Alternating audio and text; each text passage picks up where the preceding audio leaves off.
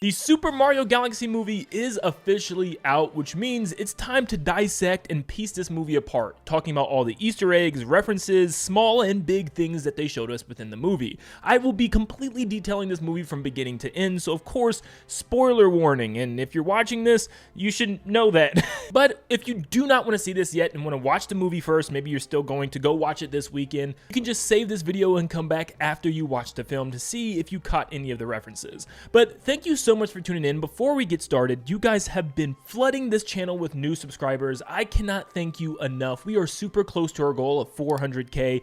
You guys can make that happen relatively soon. So all you gotta do is leave a like and subscribe. Let's see how many people we can get to subscribe from this video, especially if I taught you at least one new thing. You gotta subscribe. But without further ado, let's go into our super deep dive and show you everything that you missed in the Super Mario Galaxy movie. We immediately start off with some incredibly deep cuts from the RPGs. Yeah, it's at the very beginning of the movie where Rosalina's reading to her Lumas in the library. If you notice the bookshelf before she grabs the book to read to the Lumas, there's a lot of references to other games thanks to the emblems on the spine of the books. The book on the far left shows the Dark Prognosticus. This is the book Count Bleck, the villain of Super Paper Mario, uses. Heading downward towards the right, the next book shows 6 crowns, which references Paper Mario Sticker Star of all games. There are 6 sticker crowns in that game, and they also power up the 6 bosses that you'll fight. The next book just has a question block at the bottom. Another book down the shelf has a picture of Teepee from Super Paper Mario once again. And there's even a book with a shine sprite referencing Super Mario Sunshine. They even referenced the brand new Mario and Luigi brothership with a botanist symbol that can be found on the front of Connie's head, a main character in that game. Now for these last 2 books, the one on the left has a spade logo. Now this is Nintendo's old logo when they were a playing card company. And the book on the right seems to be a reference to Paper Mario the Origami King, with Olivia, Mario's side partner in that game. Now there's also 2 books that have power stars on them, the one that she grabs to read, and there's also one 2 books down that's green and has a power star with a circle around it. Now one of these could be referencing the main book from Paper Mario the Thousand Year Door. I'm unsure, but I just thought I'd throw that out there just in case. Something else you'll notice is of course this scene plays the storybook theme from the games, which is very emotional and it's even more impactful here. Some of the things that I noticed in this scene is they talk about the plumbers, which is Mario and Luigi, and they'll even show like a red and a green star acting like they're fighting each other. They'll even have one star dressed as Donkey Kong acting like DK himself. There's even one Luma in this scene that references Kirby. Something else that I found online is there was a pink Luma that kind of replicated Kirby. I can't remember if the Luma actually inhaled anything, but it definitely looked like it had something in its cheeks and it puffed up like Kirby himself. There's even one Luma that states that he's hooked on the brothers, which is a direct reference to the Super Mario Bros. Super Show, a TV show in the late 80s that I actually ended up growing up with, born in '98. Thanks to my parents, I guess. But yeah, that was an awesome reference to find. Now, this isn't anything new. They big time referenced this in the first movie with a whole skit replaying that soundtrack from the original TV show. Now we move on to the fight scene with Rosalina and Bowser Jr. This is a scene where you can actually see the middle of the Comet Observatory where you can see the nuclear reactor, and it seems to be fully charged because in the game it's fully charged by having a massive blue aura sphere. So it seems like Rosalina already has all the power stars she needs in this movie. At the bottom of the observatory, you can see tons of rainbow road-like paths that connect the islands together. Also, behind Rosalina in some of the scenes, you can see these grassy domes, which looks like they're probably the homes for the Lumas, but they're all themed after the actual observatory, which is the first hub world from Super Mario Galaxy 1. And when Bowser Jr. reveals himself, you can see him and Kamek inside of Mega Lake, which if you haven't played Mario Galaxy before, he is the final boss of the first world. But if we go back to Kamek for a second, we can see that the mug that he's holding actually has the symbol of Professor Egad from Luigi's Mansion 1.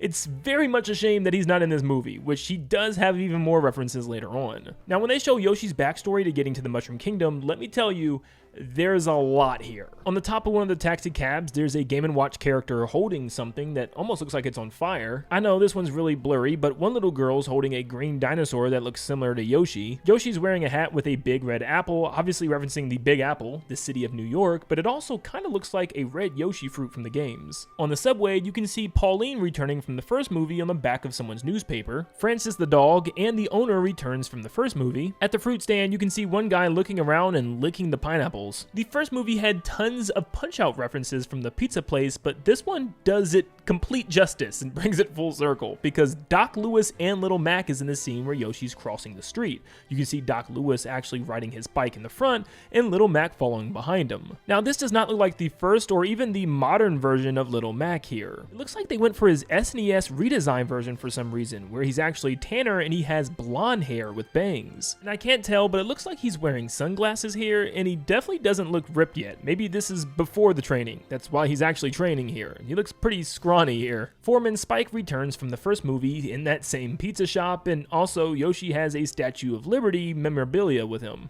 Also, it seems like he has a flagpole very similar to the classic Super Mario Bros. Games, but with an American flag on it, and the zipper to his bag looks like it's the Super Bell power-up. Donkey Kong makes a brief appearance, messing around in New York, jumping from girder to girder as the helicopters are chasing him. It looks like he never went back home at the end of the first movie. You can also see Yoshi eating a fruit in the corner here, which is probably just an apple, but still it reminds me of him eating his Yoshi fruit. By the end of this montage, Yoshi is covered head to toe in stickers, which reminds me of the Odyssey. Once you go and visit all the kingdoms, you can actually buy tons of stickers to stick to your ship. Now inside of the museum, there's a weird reference, and I don't really know what it is. It looks like some type of skeleton enemy from Yoshi's Island or Yoshi's Story, but the closest thing I could probably match this with is the Blarg lava enemy from Super Mario World. Actually, coming back to this, thanks to Ruben Nintendo on Twitter, he pointed out that this could very well be a skeleton Goonie from Yoshi's Island. You can kind of see where it looks like a shell at the bottom with spikes, might actually be a wing with feathers. In the chair they try to slam Rosalina in, you can see one of the control panels is actually looking like a DS with the top screen and bottom buttons. It then goes to Mario and Luigi opening up their dresser, and at the bottom you can see a plunger, a Mario Maker helmet, and also a Captain Toad pickaxe. Also behind Luigi's outfit you can see what seems to be a yellow cape from Super Mario World. And you can find Mario's button-up Shine Sprite outfit from Super Mario Sunshine. And you can see what seems to be a NES controller poking out from the bottom left. In the bedroom, you can see a tennis racket and a baseball underneath the dresser, even though Nintendo won't give us a freaking baseball game. In the back, you can see an Excite Bike calendar. You can see a lampshade with Mario Bros. 1 themed steps and some sort of space themed puzzle. With the TV, you can see the bros have been playing the NES, as you can see Excite Bike is in. Behind the TV is a picture that seems to be the Octopus game from Game & Watch. And on the back left wall, you can also see the polar bear from Ice Climbers. And there's something at the top right of the room that I can't make out. It almost looks like some sort of plane or a kite or maybe even a bow of some sorts, but like I said, I just can't tell from this distance. And with Luigi mocking Mario about being with Princess Peach, he sings a song that's Amore. Now this could actually be a reference to Mario Teaches Typing of all things, I know, but one of the things that Mario will sing in the main menu is that very song. When the moon hits your eye like a big pizza pie, that's amore. When an eel lunges out and he takes a bite of your snout, that's amore. Get it? Amore eel?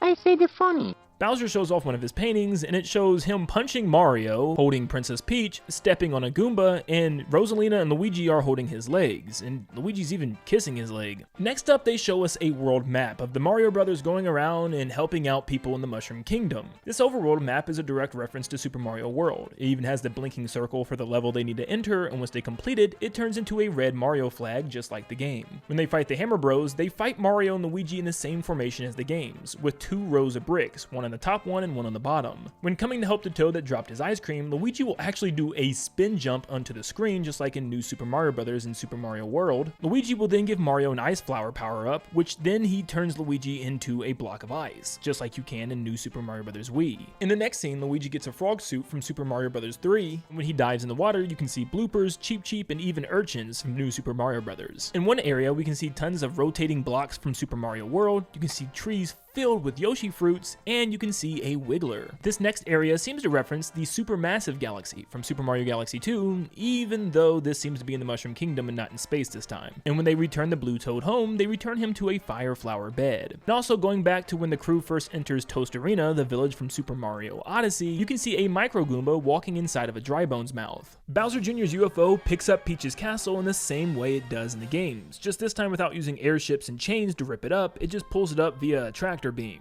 Also, the Star Festival actually is what starts the Super Mario Galaxy game in the first place, so that stays pretty consistent as well, even with Peach towards the top of the castle. Bowser Jr. enters riding his clown car from the games, and going back to where he captures Rosalina, he paints a piranha plant completely made out of paint, which is kind of reminiscent of Super Mario Sunshine's polluted piranha plants that he created in that game. When Bowser Jr. enters the castle, there's a chest on the left side of the screen which looks like the ones from Mario Bros. 3. In the back of the fight scene, we can see Princess Peach's bed. We've actually only seen this in 2 different instances, one in Super Mario RPG, but it seems to match the one in Paper Mario 64 the most. Now, during the scene where Mario's protecting himself with a book from the axe attack of Bowser Jr., you can see there's a Theet-themed birthday cake. The Theets are little characters from Princess Peach Showtime of all games that's referenced here, and this is actually a cake that you can bake in one of the minigames. On one of the back walls, you can see a portrait that has Toadette and some other Toad sitting by a tree. On the back table, we can see 2 trophies from Mario Kart 8. The first one is the Mushroom Cup, and right beside it, you can see the Star Cup trophy. See, even Nintendo likes Mario Kart 8 more than Mario Kart World. As Peach and Toad fly into the galaxy, we can see a small planet with tons of star bunnies on it, kind of referencing the Gateway Galaxy at the very beginning of the game when you're chasing bunnies down. In this movie, the star bits are very tiny. You can see star bits circling the planet and also filled within the crystals, just like in the games where you have to break them out. Peach and Toad fly through the Drip Drop Galaxy, this time with no eel problem, and then they arrive at the Gateway Galaxy, which this time is turned into pretty much a giant space airport. And you can even see some of the stone spires that are still on the planet just like in the original game. In the background, we can also see the giant metal ring covered in vines from Gusty Garden Galaxy. There's a couple things we get in this next scene. You can see a penguin with their bags just being blocks of ice with their things just in the ice, and you can see it melt behind them everywhere they go. Just pay attention to the penguins when they walk. You can also see a Gearmos, a little robot from Super Mario Galaxy, and also a Whittle, a little wooden creature from Mario Galaxy 2. Piantas and Pianta children are here from Super Mario Sunshine, and once again, here's a penguin with a suitcase, which is just an ice block with wheels, and you can even see what looks like to be one of the seeds from Super Mario Odyssey in there. The snails, which are the Bublanians from Super Mario Odyssey's Seaside Kingdom, are here, and Monty Moles make their debut in this movie as well. You can even see the rubbery bulb stretch plants in the background here as well, which appear in Super Mario Galaxy. You'll spin into them and they'll fling in the opposite direction before flinging back at you. This could very well be a reach here, but this Wall-E looking robot on the sign reminds me of Direct Eye, the mini robot companion that you could let free in Star Fox Zero in order to explore hidden crannies and walls and buildings. Ukiki the monkey gets his debut here from Yoshi's Island. He also steals things like he does from Mario's hat in Mario 64, and conch doors from Mario 3D World are in this movie as well. Peach and Toad get their backpack taken from the Ukiki monkey, and they go to the lower levels of the planet. It kind of reminds me of the Coruscant underworld from Star Wars. But we get a ton of enemies shown off here, and I'm not going to show pictures of everyone. If you don't know what they are, you can always just look them up and see how they look in their in-game counterpart. But you got Koopa Troopas, Piranha Plants, Chargin' Chucks, Shy Guys, Sniffits, Octo Guys, Octoombas, Sledge Bros, a Bob-omb, Buzzy Beetles, Coin Coffers, Spinies, Hammer Bros, and even a Spike. Now, Peach enters this world through a secret screen in the back. Now, this is referencing the Minus world from Super Mario Bros. 1, where you could glitch through a wall and it would take you to a secret yet bugged version of a water level, which will say you're on world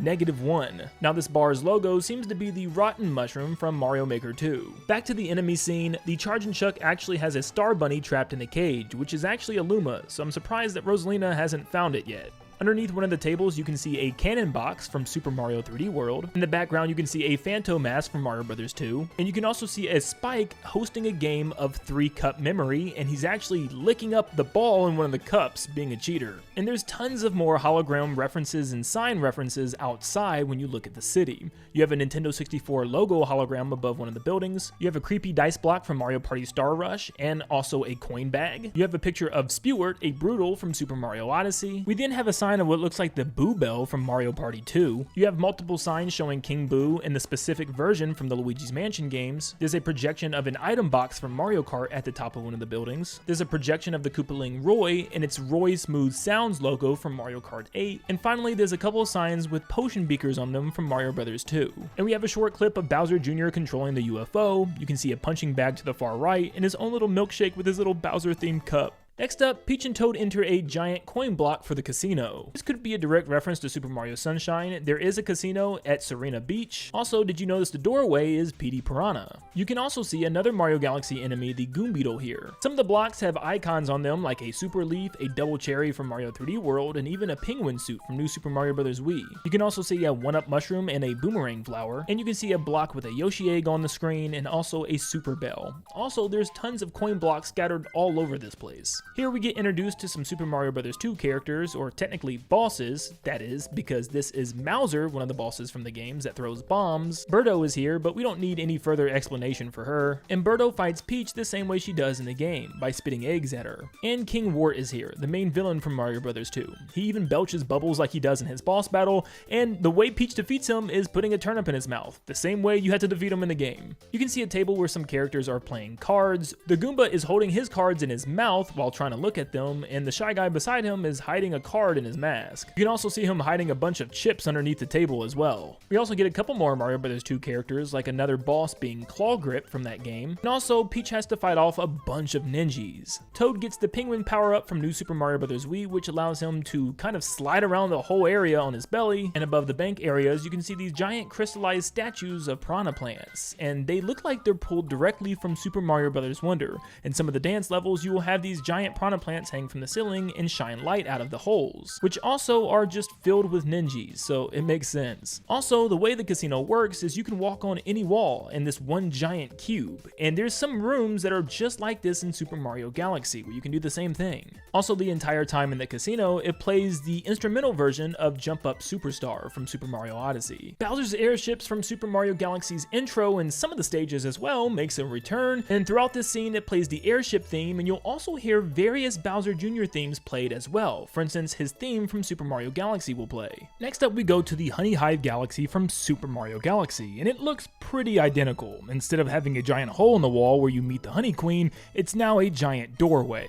The honeybee guards return from the first game, which means we also have the Honey Queen here, and you can also see in the background she has the same symbol as she does in Mario Kart 7 on the tapestry coming from the walls. We also have the mandibugs here, which seems to be slaves to the bees, and almost like they're horses. It seems like Great Bugaboom and the mandibugs have already lost the war with the bees. The Honey Queen also calls them ugly bugs, maybe referring to the fact that they were villains of the bees just like in the game. Next up we're in Bowser Jr.'s bedroom, and we have Bowser and Bowser Jr. hanging out with each other. In the background you can see tons of different things, from plushies to toys that all reference different things. There's a Boo lamp with a blue shell plushie and what looks like a Thwomp plushie beside it. The other side of the room has a drum set for Junior, some type of spiked chest, a piranha plant lamp, and a Dry Bones plushie that seems to be inside of some type of rocking chair toy version of an airship. Also, Bowser brings down an egg-shaped planet from Good Egg Galaxy. Bowser Jr.'s pillowcase is filled with enemies like Thwomps, Spinies, Grolls, and even Fuzzies. His bed is filled with even more plushies, like a Chain Chomp and a Spiny. To the right, he has a Bulrush plushie with a pirate hat. This is an enemy from Super Mario Bros. Wonder, and to the left are two Mario Galaxy enemies,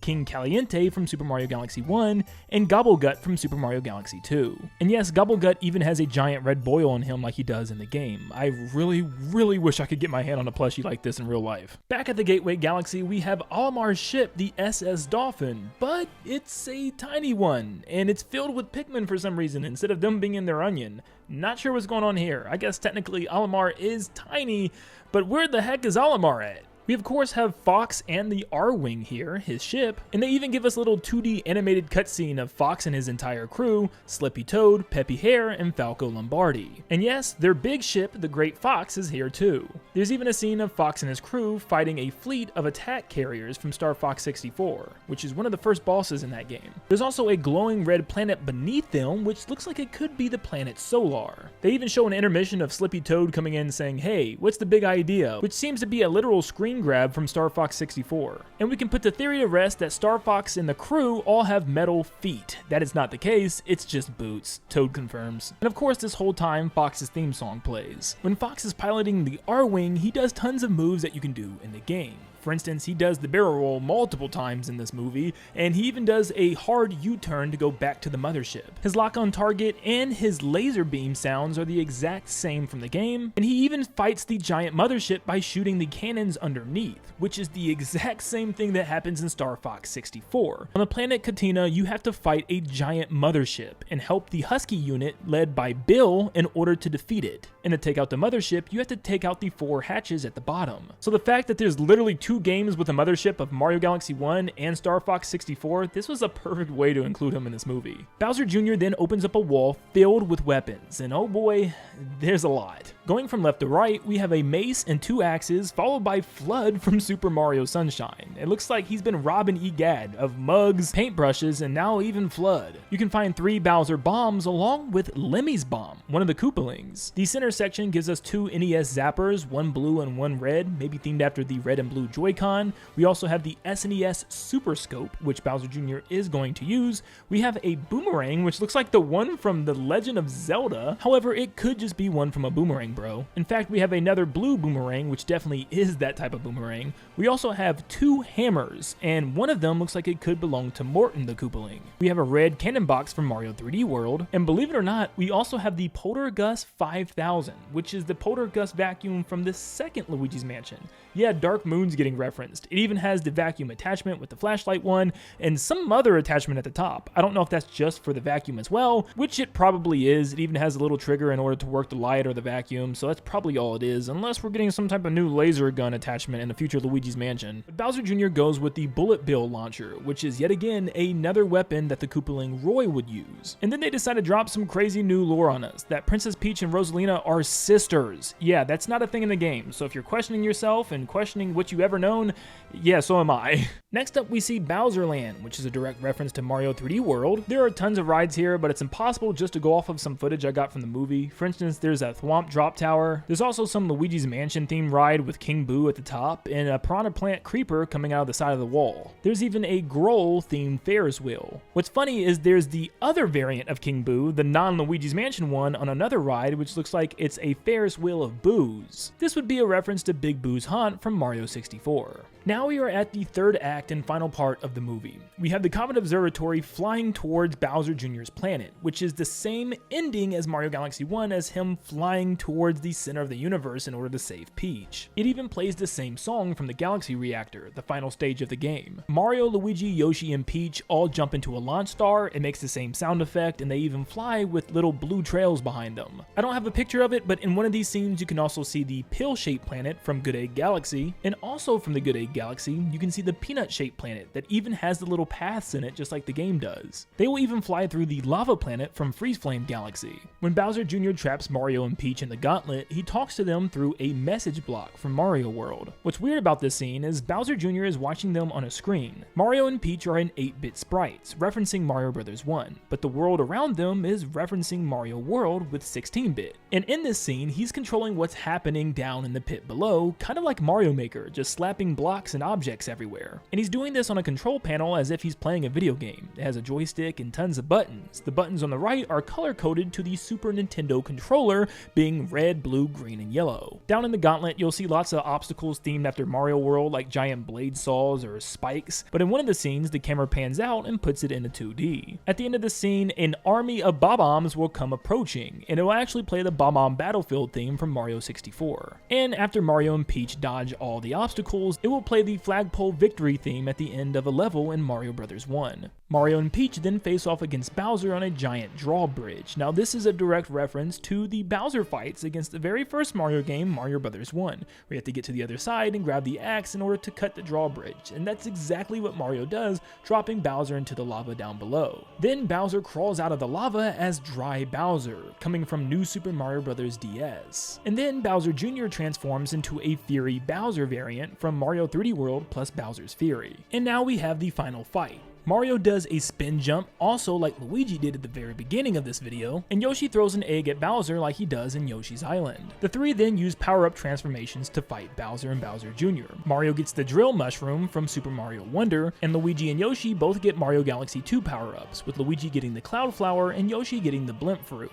They all obviously use their abilities the way they do in-game, even Mario looking the exact same, having his feet in the drill when he goes underground. Luigi then steals the paintbrush and creates Mr. Game & Watch, and he has pretty much the same moveset as he does in Smash Brothers. He uses the parachute or his up B in order to get around Bowser. He even does his cartwheel shield roll around him and finishes him off with his hammer, which is normally his down smash. I kind of wish it was his 9 hammer because that would have been so crazy, but I guess it's technically the same thing. But in the game, his down smash buries opponents, and it's kind of what he's doing to Bowser here. Bowser Jr. then paints a giant dragon, which is the Lord of Lightning boss from Super Mario Odyssey. Mario then gets the red star from Super Mario Galaxy, which is obtained after completing the 100 purple coins mission at the Gateway Galaxy, which then turns him into his red star suit, allowing him to freely fly and have a red trail behind him. He then finishes off the dragon with one final Mario Galaxy spin, while Peach breaks out Rosalina from her spherical cage, which is also something we've seen in the Mario Galaxy games. Something else I'll add is that during the Bowser Jr. and Dry Bowser fight, you'll hear motifs of the Mario 64 Road to Bowser theme. At the end of the movie, we have Mario getting a cape feather from Mario World and using it to fly up to the top of the castle and plant a flag up there. He actually has his signature run before he takes off as well. And Yoshi is sitting at the top of the castle, which could be a reference to the 100% completion reward from Mario 64, where he's just standing up there. The credits do give us a couple more planets from Mario Galaxy, like the Question Block planet from Gusty Garden and the Cone planet from Spin Dig Galaxy. There's a bunch of other planets as well, some that we've already talked about, like the Pill planet and even the Peanut one, but yeah, we've already talked about those. The end shows a Luma with Donkey Kong's tie once again, and a white Luma with Mario's hat, referencing the one that's actually joined with him in Mario Galaxy 1. They could have already shown this in the main movie, but maybe I missed it, but it's here in the credit scene nevertheless. And then we have the two post-credit scenes. The first one just shows Bowser Jr. and Dry Bowser locked up in a maximum security prison somewhere on some distant planet, I'm guessing, that Star Fox helped to bring them, and Luma Lee is just there verbally torturing them the entire time. I guess through the course of this movie, Luma Lee became a prison guard. Also on the Luma Lee's belt, and even a Toad guard they showed with Star Fox earlier, they have a grand star symbol on the belt buckle. And finally, the second and final post-credit scene shows us a brand new character, Princess Daisy. And of course, it's Princess Daisy, not much else to talk about there. Now, there's tons of musical references within the movie itself. I'm not going to talk about those right now. That might be for a separate video because it'd be impossible for me to try to remember them all. But I only have a couple more things that were brought to my attention. Rob malfunctions multiple times in the movie. Apparently the toy version in real life also did the same thing, having lots of malfunctions. Bowser actually kisses Mario in this movie. No, I'm not joking. And this is probably a direct reference to Mario RPG, where yes, he actually kisses Mario in that game. So does Booster, but Booster's not in here. Also, Samus's gunship is in this movie. It looks like for a brief second. I've heard a lot of people talking about this. This is a photo I found online, and a lot of people have been bringing this up. I didn't notice it. I'm definitely going to have to pay attention the next time I watch. I really hope this is real, but I really didn't catch this during the movie. Also, the location where Fox is fighting the giant mothership was supposed to be the Space Junk Galaxy, even though it didn't really feel like that. I know the Space Junk Galaxy is literally just a bunch of junk in space, which is pretty much what they showed, I guess, just a bunch of meteorites and rocks, but that was it, and it didn't really feel like that galaxy. If anything, it just felt like a stage from Star Fox 64. Well, that is everything that I could find and dissect from the Super Mario Galaxy movie. Goodness gracious, this took me a very long time, and it took me a lot of pictures to pull from, because obviously posting video probably wouldn't be the smartest thing to do right now. So yeah, pulling pictures from all those videos definitely takes a while. So if you enjoyed this video and learned something new, please make sure you leave a like and subscribe to stay up to date on all things Super Mario Galaxy movie and Nintendo in general. Like I said, we are trying to reach our goal of 400,000 subscribers, and you can make that happen today. But thank you so much. If you found anything that I may have missed, comment them down below, and thank you for tuning in, and I hope you all have a blessed day. See you guys.